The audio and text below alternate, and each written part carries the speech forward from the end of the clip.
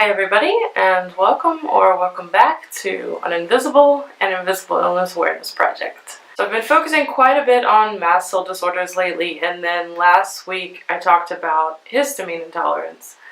And if you saw that video, then you saw where there are several areas where the lines sort of get blurred, and there are certain symptoms of mast cell disorders that very clearly manifest themselves as histamine intolerance, because there is a very close connection there. There's another aspect of histamine intolerance that I didn't get into, which is something that is called your bucket. And if you get into the world of histamine intolerance sufferers, you're going to hear that mentioned a lot. Basically what that is, you have a bucket, and that's how much you can tolerate before you go into reaction. When the bucket overflows, that's when you react. So you can start with an empty bucket and tolerate maybe a little bit of stress, a little bit of sunlight, a little bit of tomatoes, a little bit of not getting enough sleep, a little bit of whatever triggers you. But when those things keep adding up on top of each other, eventually the bucket gets full and it's going to overflow. And because of that, you might have times when your bucket is pretty close to overflowing because of everything else, and then that last thing that sets you off is something like eating a strawberry. And you're like, oh no, I can't eat strawberries, they're going to be the death of me. And then a few weeks later, when things are a lot calmer, you haven't come across a lot of other triggers lately, you could eat a handful of strawberries and be just fine, because that bucket wasn't as close to overflowing. But then through eating those strawberries, your bucket's going to get maybe like half full.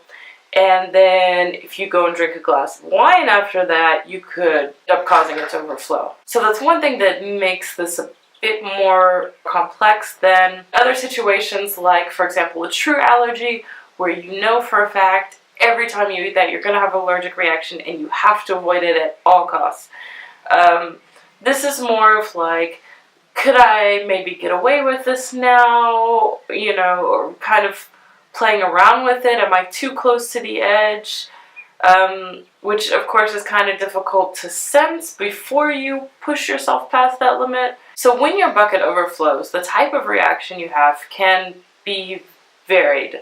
It could be sneezing an itchy nose or wheezing. It could be intense fatigue and brain fog.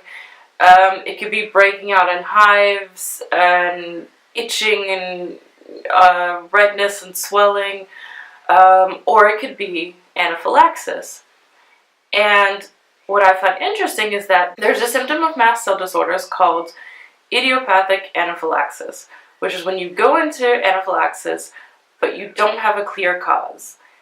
And of course, not every histamine overload reaction is anaphylaxis, but my theory is that when that histamine bucket overflows enough to cause you an anaphylactic reaction, that is actually synonymous with the idiopathic anaphylaxis that you get from mast cell disorders. And I actually kind of came to this conclusion because for Easter weekend the stores are closed on Good Friday, Easter Sunday, and Easter Monday. And Saturday they're open, but the day before and the day after the holiday is always really bad. So imagine having one day that's both before and after holiday. You kind of want to avoid having to go out if you can. Because of my limited diet, I tend to find special things that I like in different stores, and I have to sort of make the rounds to all of the stores. But typically I only buy enough for a day or two, and then I try to go back to the store because I eat a lot of fruit and meat that I prefer to have as fresh as possible. Kind of harder to buy in bulk, but for the long weekend I was preparing to buy as much as possible and freeze the meat. Wednesday night I made it to a couple stores, and then Thursday morning there were a couple more things that I wanted to buy. Now, Wednesday night, I was a bit more physically active than I typically am. And Thursday morning, I also woke up a lot earlier than I normally do and was also a bit physically active. And then, since I was awake, I decided to go ahead and hit up those last few stores instead of waiting until the evening right before they close like I normally do. Because normally I don't really have the energy to get up and get out earlier in the day, but then I was up and on the go, and I figured I might as well get this done now. So before I even got up to go out to the store, I had already done a lot more than I usually would, and then going to the store in itself. And then I got home and I had some food that was sitting out on the table from the night before, and I sat down to eat it, and just after I finished eating, I started feeling this like kind of tingling sensation and really warm and lightheaded, and like my heart was racing, and it was just like, something's wrong, something's wrong, something's wrong. And before I knew it, I was laying on the ground trying to pick myself up, and I had no idea how I got there.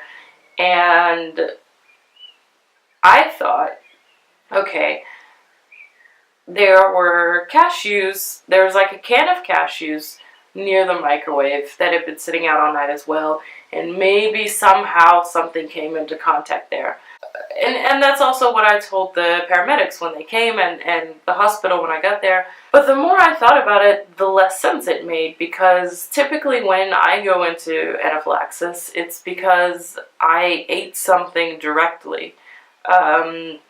I might have a more minor reaction, like if there's peanut butter in the room and I'm breathing it, I will react to it, but it won't be as strong of a reaction. So having a reaction that strong where I lost consciousness, which has never happened even when actually eating foods that I'm highly allergic to, that tells me that something is different here. I just didn't really want to admit it to myself, but my thought going on in the background this whole time was, what if I now have idiopathic anaphylaxis and I can't predict it, I can't control it?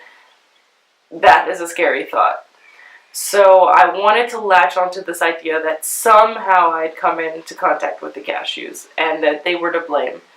But I mentioned something about this online, and several people commented about their histamine buckets. And that's kind of what led to me drawing this link between the two of them. And I don't know if this is something that other people have asserted in the past, but I feel like it probably hasn't been made that clear, just because histamine intolerance is one of those things that's not as recognized on a scientific or medicinal level. But there was another time since then when I was running around doing a lot and I started to get this feeling creeping up again. I took this medication I have and it calmed down, but I think it was really in that moment that I was like, okay, I need to accept that this is idiopathic anaphylaxis and that it's a result of doing too much or maybe being too active in combination with pushing it diet-wise and eating things that are higher in histamine. Yeah, so just one more thing to add to the list. Fortunately, it's not so bad yet. I know that a lot of other people deal with this to a much greater extent. Hopefully I can keep it under control. But let me know if you deal with this too, what it's like for you, if you agree that there's a connection there, and how you deal with it. For me personally, this is still a fairly new experience since it's only really happened once and almost happened one other time. Yeah, and I will see you guys next week. Bye.